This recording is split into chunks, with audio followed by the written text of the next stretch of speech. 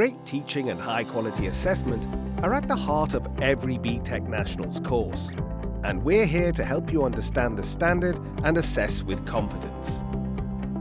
This video will provide you with a simple summary of your most frequently asked questions about preparing learners for internal assessment, setting assignments, submission of evidence, giving feedback, and retakes.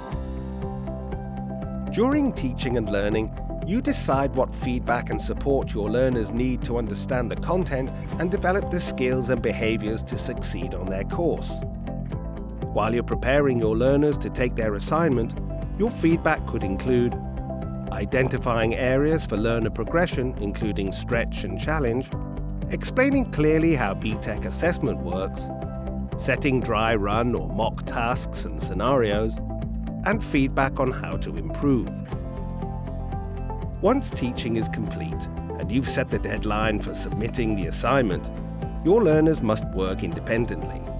The evidence they create must be authentically their own work, although you can continue to give general guidance and support, like explaining how to approach knowledge and skills requirements or the appropriate behavior or approach, confirm what's needed, for example, clarifying which criteria the assessor is targeting, and of course, you can still supervise your learners when they are working on their assignment in class. When your learners submit their evidence, the assessor should record the assessment result and confirm the evidence is authentically the learner's own work. Learners are allowed one submission of their evidence for each assessment, although when you return graded work, your learner may still qualify for one resubmission. So to ensure your feedback is fair at this stage, you should focus on confirming achievement by making clear which assessment criteria the learner has achieved and which they have not achieved, and offering guidance, either around general behavior or by showing what information they could have drawn on to generate their evidence. After the initial submission, your lead internal verifier may authorize one opportunity to resubmit evidence for each assignment if the learner has met all the initial deadlines or agreed extensions. You judge the learner will be able to provide improved evidence without further specific guidance, and the assessor has confirmed the evidence originally submitted was authentically the learner's own work. If your learners do resubmit their evidence, make sure you record the lead internal verifier's decision on the assessment form and set a resubmission deadline within 15 working days of the learner receiving the original assessment decision. Once resubmission of evidence is complete, that's it. Your learner will have no further opportunity to submit evidence for this assignment.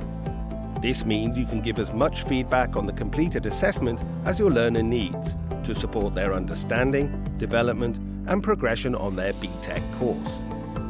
This can include detailed feedback on what your learner could have done to achieve a higher grade in the now completed assessment.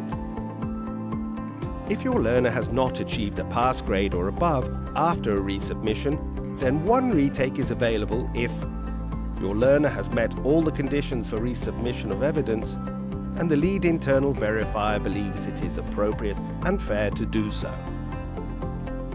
You'll need to set a new task or assignment targeted only at the pass criteria not achieved in the original assignment, follow the same procedure for submission and authentication of evidence, and ensure the standards verifier sees evidence of any retakes in sampling.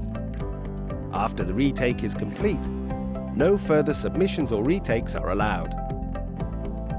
If you have further questions regarding internal assessment for BTEC Nationals, speak to your subject advisor or check the support area on our website.